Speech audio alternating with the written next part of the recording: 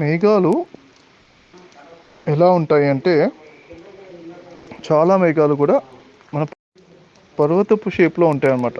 నేను ఇప్పుడు ఫ్లైట్లో వచ్చేటప్పుడు కూడా గమనించాను. అలానే ఎప్పుడు కూడా ఫ్లైట్లో వస్తుంటే మేఘాల పైకి వెళ్ళినప్పుడు అది తెలుస్తుంది అన్నమాట.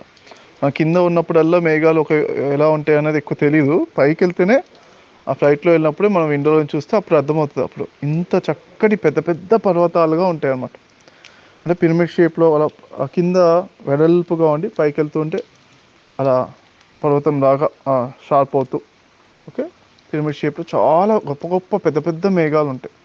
ఆ షేప్ వల్ల కూడా అక్కడ ఎంతో విశ్వశక్తిని రిసీవ్ చేసుకుంటాయి. అక్కడ చేసుకున్న తర్వాత ఆ విశ్వశక్తి రిసీవ్ చేసుకున్న తర్వాత మళ్ళీ వర్షం కురుస్తున్నప్పుడు అవి చినుకులు ఓపెన్ అప్ అయ్యి అక్కడి నుంచి ఎన్నో మరి మరి ఎన్నో మీటర్లు, దాదాపుగా కిలోమీటర్లు అనుకోవచ్చు, ఓకే, ఆ కిలోమీటర్ల దగ్గర నుంచి అక్కడి నుంచి వచ్చి భూమి మీద వచ్చి మన దగ్గరికి వచ్చి టచ్ చేసేసరికి ఆ మధ్యలో ఉన్న శక్తి అంతా, గాల్లో ఉన్న శక్తి అంతా కూడా ఆ చినుకులు రిసీవ్ చేసుకుంటాయి అన్నమాట.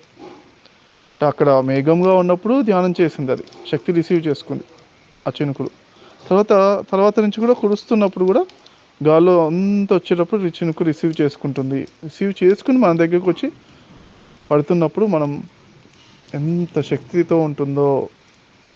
వర్షమే విశ్వశక్తి చాలా గుళిక అనమాట. విశ్వశక్తి గుళికలు అంటే చక్కటి ఔషధము అంటారు కదా, చక్కటి ఎంతో శక్తిని దగ్గరగా చేస్తే వచ్చేదే వర్షపు చుక్క అనమాట.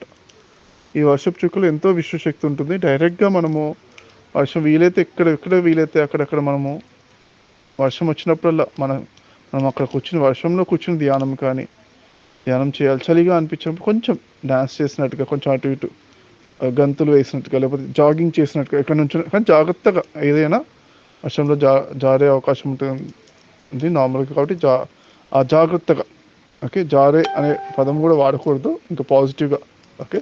మరింత జాగ్రత్తగా మనము చక్కగా ఉంచుకుంటూ, అలానే చలి పెడుతుంటుంది కదా, చలి పెట్టినప్పుడు ఏం చేయాలి, కొంచెం పరిగెత్తుతూ ఆటలు ఆడుతూ ఉంటూ గంతులు వేస్తూ, తర్వాత ధ్యానం లోపలికి వెళ్తే వర్షంలో ఎంత ధ్యాన స్థితి లోపలికి వెళ్ళినా కానీ ఆటోమేటిక్ చలి కూడా తగ్గిపోతుంది ఆటోమేటిక్గా. అది కూడా బ్యాలెన్స్ అయిపోతుంది లోపల నుంచి అలా ధ్యానం చేస్తూ.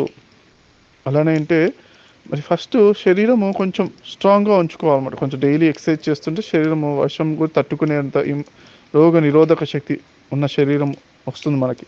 అప్పుడు ఏంటంటే మనం వర్షాన్ని చక్కగా ఎంజాయ్ చేసేట్టుగా అలాంటి శరీరం ఉంచుకొని చక్కగా వర్షాన్ని ఎంజాయ్ చేస్తే, మరి ఒక 2 నిమిషాలు వర్షంలో ధ్యానం చేస్తే ఒక 3 గంటలు నార్మల్గా 2-3 గంటలు ధ్యానం చేసినట్టు అంత గొప్ప శక్తి వస్తుందని నా అనుభవం. అలానే మీ అనుభవం కూడా మీరు కూడా గమనించి ఎక్స్పీరియన్స్ అందరికీ పంచుకోండి. Thank you.